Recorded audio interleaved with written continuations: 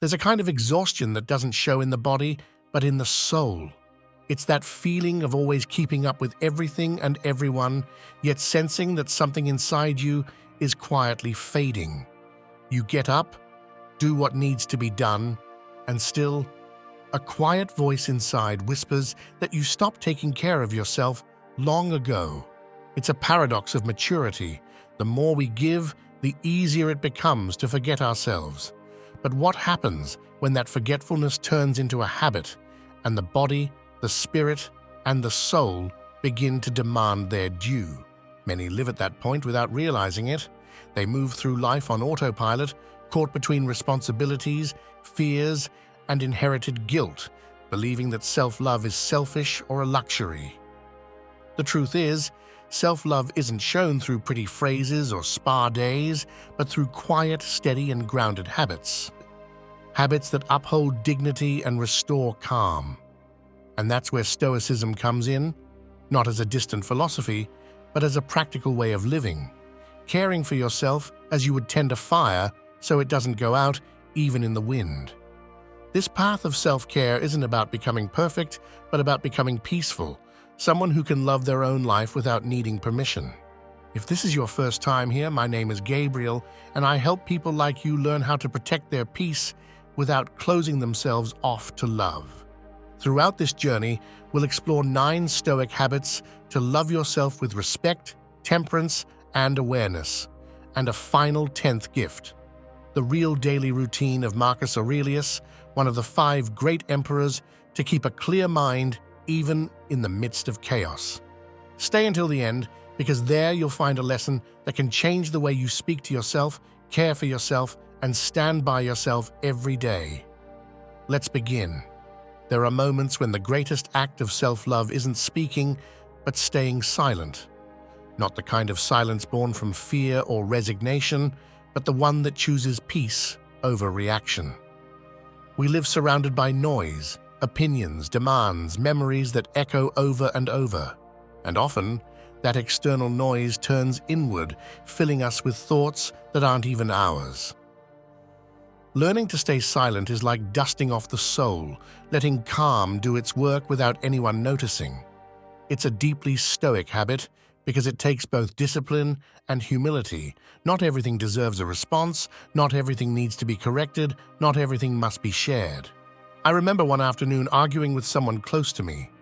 As I tried to get the last word in, I realized that what was coming out of my mouth wasn't my truth. It was my exhaustion. In that moment, I understood that silence can also be a refuge. Since then, whenever I feel the urge to react, I practice stopping and breathing. That pause, so simple yet so powerful, changes everything. The Stoics knew this. The mind grows stronger when it learns to observe without being swept away. We've seen that loving yourself means learning to listen to yourself. And from that listening, the first habit of self-love is born, staying silent so you can hear your own voice. Inner silence isn't isolation. It's presence. It's the space where you can tell the difference between what you truly feel and what the world's noise imposes on you. When Seneca spoke of peace of mind, he said that anyone who doesn't master their inner world will remain a slave, even in solitude. That's why cultivating silence doesn't mean running from the world. It means returning to your center. In that center, emotions settle, thoughts align, and when words finally come, they do so cleanly, free of poison or strain. It's not easy to maintain. There are days when you want to shout, explain, justify. But silence has a certain beauty. It teaches that not everything needs to be resolved out loud. Sometimes, simply choosing not to respond is an act of self-respect. It's like gently closing a door to keep the wind of conflict out. Silence doesn't seek to win arguments, it seeks to preserve calm, and in that calm, strength is renewed. I invite you to try it. The next time something upsets you, don't answer right away. Breathe. Watch what happens inside you. Let the emotion pass. You may discover there's nothing to prove. You might be surprised by what unfolds when you choose not to join the noise. And if you manage to do it, even once, you'll be practicing one of the most powerful habits of self-love, the art of not reacting, but responding with serenity. Inner silence is a muscle. It strengthens with use. With every conscious pause, you return to yourself. With every word you choose not to say, you remind the world that your peace is not for sale. And when that happens, when you learn to inhabit your own silence without fear, self-love stops being an idea and becomes a way of being in the world. From that place, with calm as the foundation, we open the door to the next habit. Rest, not as weakness, but as sacred discipline. Resting isn't giving up, it's an act of intelligence. But for years we've been taught that stopping means losing, that sleeping too much is laziness, that strength lies in endurance. Without realizing it, we've confused exhaustion with commitment. Yet a tired body becomes the soul's enemy, because without energy, there is no clarity, and without clarity, there is no virtue. Stoicism teaches that balance isn't achieved through force, but through rhythm. Rest, properly understood, is a form of discipline, the discipline of caring for the body so the mind can endure. Marcus Aurelius, even as an emperor, began each day with a quiet battle. In his meditations, he wrote, "In the morning, when you rise, remember that you are a human being. You were born to do what is right, but also to renew your strength." It wasn't laziness, it was awareness. He knew that neither an empire nor a mind can be ruled without rest. And if we think about it, how many times have we made decisions out of fatigue, spoken words born from sleeplessness, or acted from exhaustion? What often looks like strength is sometimes just a body asking for help. So far, we've understood that silence protects the mind from noise. But when the noise comes from physical exhaustion, the next logical step is rest. Sleep well, close your eyes without guilt, let your body do its healing work. It's not about escaping life, but preparing to live it fully. Disciplined rest doesn't seek comfort, it seeks spiritual efficiency. It's sleeping not to avoid the world, but to wake up better. I remember a woman I met at a retreat. She was over 70 and still felt guilty every time she took a nap. She said she grew up watching her mother work endlessly and believed doing the same was a way to honor her. But in time, she realized her mother didn't need a tireless daughter. She needed a happy one. From then on, she began to rest without explaining herself. She told me, "Sleeping well is my way of saying I love myself." That phrase stayed with me ever since. Rest is also about learning to release the anxiety of doing. Some people can't stay still because they fear facing what they feel. But rest isn't emptiness, it's listening. It's the moment when the mind reorganizes, the heart softens, and the soul remembers who it is. In that physical stillness, life finds its rhythm again. It's no coincidence that the wise and the elders knew when to stop, when to walk, and when to simply sit and contemplate. Disciplined rest means creating rituals of closure and renewal. A warm bath at the end of the day, a deep breath before sleep, turning off the screens, giving thanks. Small gestures that tell the body, "You're safe now, you can trust." That trust, repeated night after night, becomes mental health, because no one can truly love their life while living in exhaustion. Just as inner silence cleanses the mind, disciplined rest cleanses the body. Both are invisible guardians of self-love. And when practiced consistently, temperance arises naturally, that middle point between what I want and what I truly need. From that clarity, we open another door, temperance in the face of excess, the habit that teaches us to care for ourselves not only through what we do, but also through what we choose not to do. There's a subtle form of self-neglect that often goes unnoticed: excess. Eating more than the body needs, talking more than necessary, giving more than we have. Every excess is a kind of forgetfulness, a way of escaping the inner emptiness we've avoided facing. The Stoics taught that balance isn't found in depriving ourselves of everything, but in knowing when to stop. Temperance is that point where willpower asserts itself gently, where the soul learns to say enough without resentment. When Epictetus spoke of self-mastery, he didn't speak from rigidity, but from freedom. He said that the truly free person is not the one who does whatever they want, but the one who isn't ruled by their desires. That lesson is still just as relevant today. So far, we've learned to care for the mind through silence and the body through rest. But temperance invites us to care for the soul, the invisible part of us that wears down when we live seeking constant compensation. Eating, shopping, talking, filling time without purpose, these are all ways of numbing discomfort. Practicing temperance means stopping the escape. I remember a woman who, after losing her husband, began to fill her days with endless activities, classes, commitments, outings. One day she confessed that she did it so she wouldn't have to think. But her body began to weaken and her mind grew scattered. That's when she decided to do less, but with intention. Instead of rushing, she allowed herself to sit each morning with a cup of coffee and simply look out the window. She said that at first it made her feel useless, but later she discovered that in that stillness she found peace. That's temperance, the art of doing just enough, no more, no less. In food, for example, temperance becomes tangible. The body doesn't need as much as the mind believes. Eating slowly, without guilt, with gratitude, is an act of respect toward oneself. It's not a diet, it's a spiritual act. When you stop seeking in excess the comfort you can't find within, life becomes lighter. And ironically, what once felt like loss becomes freedom. Temperance also applies to emotions. It's not about repression, but moderation. Not denying what you feel, but learning how to channel it. When something hurts, it's not about drowning in tears or pretending to be strong. It's about allowing yourself to feel without losing your center, like a river that flows without overflowing. That's Stoic mastery, allowing everything to pass through you without letting anything carry you away.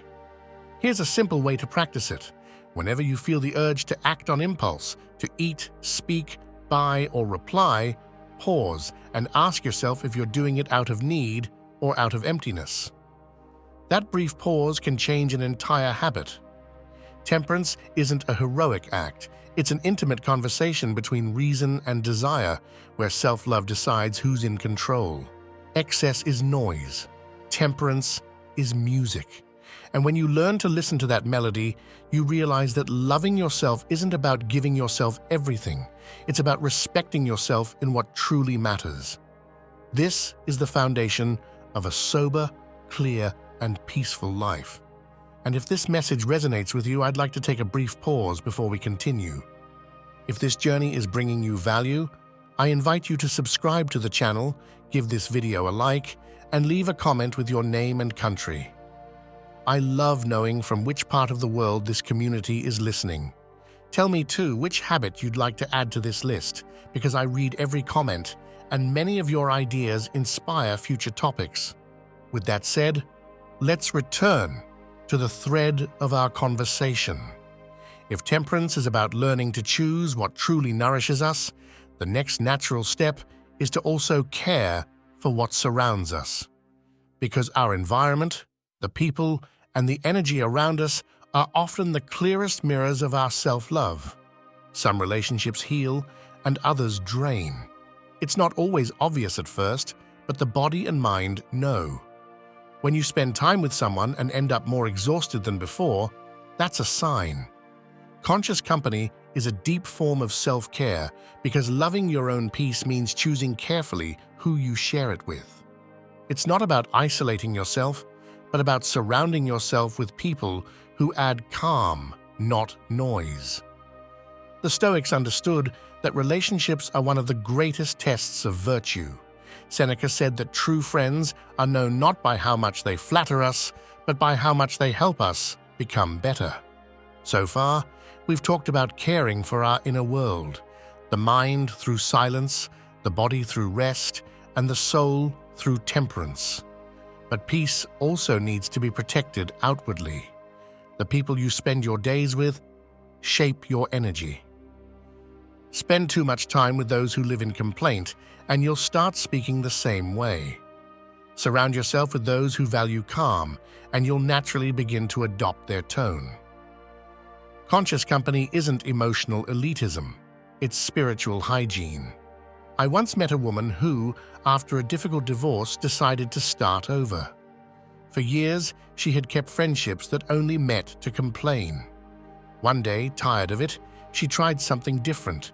She started going alone to the park to read. There, she met others who walked quietly or simply enjoyed the air. Without realizing it, she had changed her environment, and with it, her frequency. She told me, "I don't have as many friends now, but I feel more accompanied." That phrase perfectly captures the essence of this habit. Sometimes it's hard to accept that some relationships expire. We feel guilty for creating distance or for saying, "I don't want this anymore." But self-love doesn't always look gentle from the outside. Choosing your company wisely is an act of responsibility, not coldness. Not everyone can walk with you through every stage, and that doesn't make them bad or you selfish. It makes you aware. The Stoics practiced equanimity, to love without dependence and to detach without resentment. Freedom lives in that balance. Practicing conscious company also means examining your own behavior. Are you a calming presence or a draining one? Sometimes the best way to attract healthy relationships is to become a safe space yourself. Here's something simple to try. Notice how you feel after seeing certain people. Does your breathing ease or tighten? Does your mind open or close? It's not about judging, it's about listening to your body, which often holds more wisdom than your thoughts. Caring for your company means caring for your vital energy. And when you manage to surround yourself with cleaner connections, the soul relaxes. From that place, when your environment stops draining you, a new space opens within, one of gratitude for what you already have, instead of longing for what's missing. Because after choosing who to share your time with, the next habit is learning to see the everyday through sober gratitude, without euphoria or demand. There's a kind of gratitude that makes no noise, needs no witnesses, and uses no fancy words. It's sober gratitude, the kind that appears when you stop focusing on what's missing and start recognizing what's already here.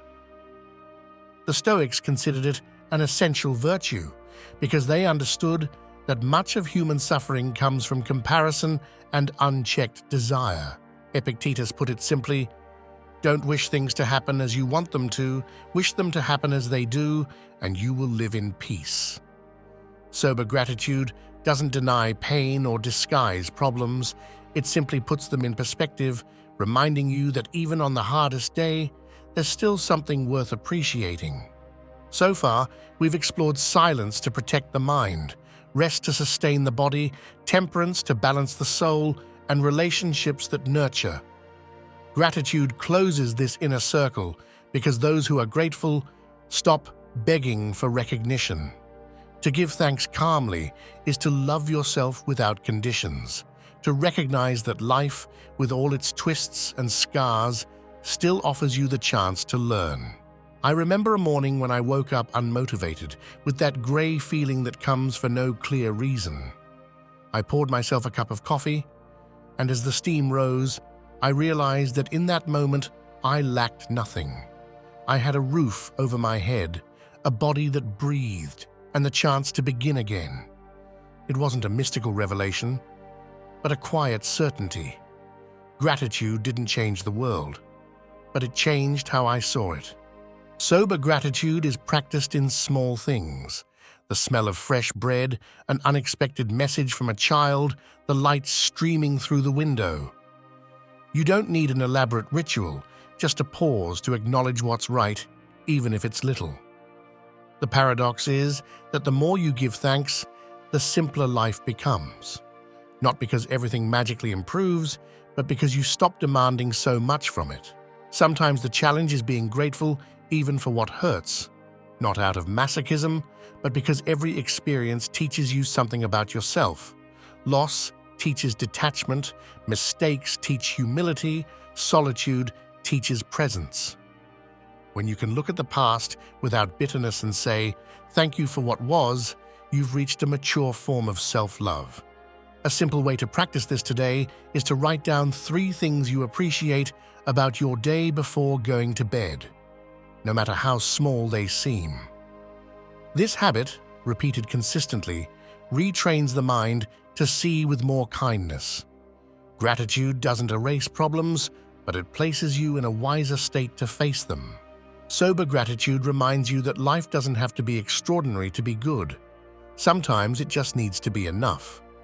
And when you learn to live from that sense of sufficiency, your surroundings begin to reflect that inner order. Because after being thankful for what you have, the next natural step is to care for the space you live in, that invisible order that sustains calm and clarity. There's a kind of peace that comes from simply putting things in their place. It's not obsession or perfectionism, it's respect for the space we inhabit and for the soul that inhabits us. Invisible order begins with objects, but eventually reaches our thoughts. The Stoics understood that external chaos is only a reflection of internal disorder. A cluttered home, an overloaded schedule, an unfinished conversation, all reveal a restless mind. To organize isn't just to clean, it's to restore balance between what weighs you down and what sets you free. So far, we've seen how silence, rest, temperance, companionship, and gratitude build the foundations of self-love. Invisible order gives them structure. It's the bridge between inner calm and outer action. When Marcus Aurelius wrote his reflections, he did so not to write beautifully, but to think clearly. That's the essence of this habit, to bring order to what overwhelms you. I remember a man who, after his wife's passing, couldn't enter their bedroom. For months, he left it untouched, as if time had stopped. One day, without planning to, he decided to open the windows and fold her clothes. He said he wasn't doing it to forget, but to give his grief a place of its own, so it wouldn't spill into everything else. That simple human act allowed him to breathe again. Order has that power. It turns suffering into movement. To organize doesn't mean to control. Too much control is also disorder because it's born of fear. Invisible order is flexible, like a tree that bends with the wind but doesn't break. It's being able to look around and feel that everything serves a purpose. A clear desk, a made bed, a short to-do list, a steady mind. When your inner and outer worlds align, you feel a sense of belonging, as if you've finally come home. What you can practice today is simple. Choose one corner, one table, or even one digital folder and put it in order. Not as a chore, but as a symbolic act. Notice how, as you do it, your mind also begins to settle. Sometimes clearing a space is enough to clear your thoughts. Order has the quiet ability to open paths that noise has blocked. The Stoics didn't seek luxury, they sought harmony. Seneca said the soul is like a house. It needs light, space, and air. When you learn to keep those spaces clear, the mind can breathe. Order then becomes a silent form of gratitude, an active thank you for what you already have. To organize is to say, I'm here and my life matters. And when that becomes a habit, dignity blooms in the smallest gestures. From that dignity arises the courage to defend your boundaries, to protect what you've already brought into harmony. Because what has been ordered must also be safeguarded. And that protection comes through a habit few master, but everyone needs: the courage to say no. Saying no is a form of love. It may sound like a rejection, but in truth, it's a deep affirmation, the choice of peace over guilt, self-respect over pleasing others. Many people reach adulthood carrying a fatigue that doesn't come from age, but from having said yes too often. Yes to favors, yes to emotional demands, yes to grown children who confuse love with obligation. The Stoics spoke of the importance of distinguishing what depends on us from what doesn't. And right on that invisible boundary stands the word no, firm yet calm, a guardian of the soul. Up to this point, we've explored the habits that nurture inner harmony and outer balance. But none of them can last unless we learn to defend what we've built. Silence without boundaries becomes repression. Rest without boundaries turns into laziness. Gratitude without boundaries becomes denial. The word no brings them all into balance, reminding us that to love is not to surrender. Saying no when it's fair is saying yes to your own dignity. I remember a mother who once told me through tears, "Every time my son asks me for money and I refuse, I feel like I'm failing as a mother." I told her that maybe she wasn't failing at all. Maybe for the first time, she was acting as a complete adult, not as a rescuer. She realized that protecting her well-being wasn't a lack of love, it was respect. Sometimes love is expressed more in what we refuse than in what we give. The habit of saying no doesn't come from hardness, but from clarity. It requires an honest observation. Ask yourself what it costs you when you agree to something you don't want. Do you lose sleep, peace, self-respect? Every yes you give without conviction is a small act of self-abandonment. Saying no, on the other hand, restores your energy. And though it may hurt at first, over time it becomes relief. Here's a practical way to start. Pay attention to your body. The next time someone asks you for something you don't want to do, notice how your breathing changes. Does it shorten? Does your chest tighten? There's your answer. The body always knows before the mind. Sometimes it's enough to delay your response, to say, "Let me think about it," to give yourself space and decide calmly. That pause is already a potential no, a silent affirmation of your right to choose. The Stoics believed that those who can't say no become slaves to the desires of others. And though the word itself is small, its impact is immense. It brings order to life, defines the soul, preserves energy. When you learn to say no, you realize that not every conflict is yours, and not everything asked of you must be fulfilled. Saying no doesn't break true bonds, it purifies them. It's an invisible boundary that separates devotion from self-sacrifice. And when that boundary is set with love, what remains on the other side grows in mutual respect. From that emotional strength, when no longer feels like guilt, but like self-care, you can even face pain with greater serenity. Because the next habit isn't about avoiding suffering, but about transforming it into wisdom, presence in the face of pain. There are pains that never fully heal, but they can be understood. And in that understanding, they soften. Presence in the face of pain is one of the deepest habits in both Stoicism and self-love, because it doesn't seek to eliminate suffering, but to stay with it without losing peace. The Stoics knew that not everything is under our control, and that resisting the inevitable only deepens the wound. Pain isn't fought with strength, but with presence, being there with what hurts, without running or dramatizing, simply observing how life continues to beat all around you. So far, we've learned to care for the soul through order and boundaries. But what good is an ordered life if every wound overwhelms you? Presence in the face of pain teaches you to stay steady in the storm, not to deny it. Marcus Aurelius, in the midst of wars and loss, wrote, Pain is either endurable or it will not last long, or you will be stronger than it. That phrase doesn't dismiss sorrow, it gives it context. Pain is part of the path, not the end of it. I remember a man who lost his wife after 40 years of marriage.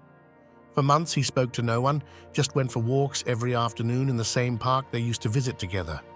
Someone once asked him why he kept going if it reminded him so much of her absence, and he answered, "Because it's my way of continuing to love without lying to myself." That response captures the Stoic view of pain perfectly, not running from what hurts, but staying with it until love finds its place within the emptiness. Pain serves a purpose we often forget. It forces us to stop, to look with humility at what truly matters. Deep down, what hurts most isn't the event itself, but our resistance to it. We want things to be different, people to stay, bodies to never age. But mature self-love understands that acceptance isn't surrender, it's release. When we stop fighting reality, we find relief. What you can practice today is simple. When something hurts, don't rush to distract yourself. Sit down, breathe, and allow the emotion to move through you without judgment. You can even put it into words. This hurts, and it's okay that it hurts. That simple phrase creates enough space for the mind not to drown. Sometimes healing doesn't come from understanding, but from allowing yourself to feel. The Stoics believed that every hardship is an opportunity for virtue. Seneca wrote, "Fire tests gold, and adversity tests the brave." To be brave isn't to hold back tears, it's to cry without losing direction. When you can face your pain head-on, without denial or exaggeration, something inside you realigns. It's not resignation, it's wisdom. To love yourself is also to stand by yourself through hard moments without demanding perfection. And when you manage that, when you can stay present with yourself even in sadness, the natural impulse that follows is to act justly and consciously, to keep doing good without expectation. Because after pain, what sustains the soul is right action, the kind that honors life and keeps the heart clean. Self-love isn't shown through words, but through actions. And among all Stoic habits, right action is perhaps the most visible one, doing what's right, even when no one is watching. In a world where many talk about values, the Stoics lived them. Right action doesn't seek applause or recognition, it seeks coherence. It's waking up each day and choosing kindness out of conviction, not for reward. Because when you act in alignment with your conscience, the soul rests. So far, we've spoken about inner calm, boundaries, order, and how we face pain. But true self-love doesn't end with oneself. It's reflected in how we treat others. Marcus Aurelius wrote, "Do what you must do. The rest is not your concern." This phrase carries a quiet strength, not wasting energy trying to control outcomes, but putting your heart into what's right. The Stoic doesn't act from impulse, but from clarity. I remember a simple story. An old man found trash in front of his house every morning. He could have complained, but instead he chose to pick it up in silence every day. When someone asked why he did it if it wasn't his responsibility, he replied, "Because it's my doorstep." That's the essence of right action. Not waiting for the world to change before doing good, not because you think you're better than others, but because you don't want the outside world to stain your conscience. Right action requires awareness. Not everything that seems urgent is important. Sometimes doing the right thing means staying still. Other times it means speaking up when everyone else is silent. Its worth isn't defined by the result, but by the intention. And within that lies deep serenity, knowing you gave your best without expecting anything in return. The soul grows stronger when it's free from the need for approval. A simple practice for today: observe an ordinary situation and ask yourself, what would be the right thing to do here? Not what's easiest or most popular, but what aligns with your conscience. It might be something as small as apologizing, letting someone go first, or choosing not to join a harmful conversation. Every act of right action, no matter how small, becomes a solid stone on the path to inner peace. The Stoics understood that duty, well fulfilled, is a source of freedom, not because duty is obligation, but because it prevents guilt. When you do what's right, you sleep peacefully, and that peace is a quiet form of self-love. Everyday justice, the kind found in gestures, words, and small decisions, is what keeps the soul upright even in dark times. From there, when the soul has learned to act with steadiness and integrity, space opens to look at an example that embodies all these habits in his own life, a man who ruled an empire yet never neglected his spirit. Because Stoic wisdom isn't just taught, it's lived. And in that sense, the final habit is a gem, the intimate routine of Marcus Aurelius, a legacy of discipline and self-love that can still guide us today. Marcus Aurelius was not only an emperor, he was a man who strove each day not to lose his humanity. Amid power, war, and illness, he maintained a routine that was simple, yet profoundly spiritual. He rose before dawn, not to give orders, but to watch the sunrise. In that first light of day, he reminded himself that even though he ruled an empire, he was still part of something greater. That humility was his form of prayer. He would later write in his meditations, "When you wake up in the morning, think of what a privilege it is to be alive, to breathe, to think, to enjoy, to love." He didn't write those words to inspire others, but to stay whole. His routine began in silence. Before speaking to anyone, he withdrew to write what we now know as his journal. He wasn't seeking eloquence, he was seeking clarity. He wrote down his fears, frustrations, and mistakes. That practice helped him organize his mind before facing the world's chaos. It was his way of cleansing the soul each day, like sharpening a tool before using it. And he did it with the conviction that inner discipline is the foundation of outer peace. Midday, he would take time to walk, observe, and speak with both philosophers and soldiers. He didn't isolate himself from the world, but he didn't lose himself in it either. He found balance in the ordinary. His self-care wasn't built on luxury, but on small habits: eating with moderation, resting without excess, treating others with fairness, and being grateful for the opportunity to serve. His routine wasn't perfect, but it was consistent, and that consistency was his shield. At night, before sleeping, he returned to silence. He reviewed his day and asked himself, "Where did I act against my nature? What can I do better tomorrow?" He didn't punish himself. He observed himself. That calm self-examination was his way of staying free from resentment. He slept with a peaceful mind, not because the world was kind, but because he had done his part. That serenity, that humility before life, was the fruit of mature self-love, the kind that accepts oneself as one is, yet never stops improving. What you can practice today is adapting that routine to your own life. You don't have to be an emperor to start your day with gratitude or end it with reflection. You can write a few lines each morning, take a short walk without your phone, eat dinner in calm, or close your eyes for a moment before bed to review your day. These are simple gestures, but when repeated with intention, they organize the mind and strengthen the spirit. Self-love, in the end, is daily training, a way of living awake. Marcus Aurelius left us the lesson that greatness doesn't come from power, but from disciplined awareness. To love oneself isn't an act of indulgence, but of responsibility. It's the daily building of a serene mind and a just heart. And when you achieve that, no matter how loud the world gets, within you there will always be an empire at peace. With that image, we close the journey through the 9 habits and the final legacy of Marcus Aurelius. But before we part, there's one last reflection.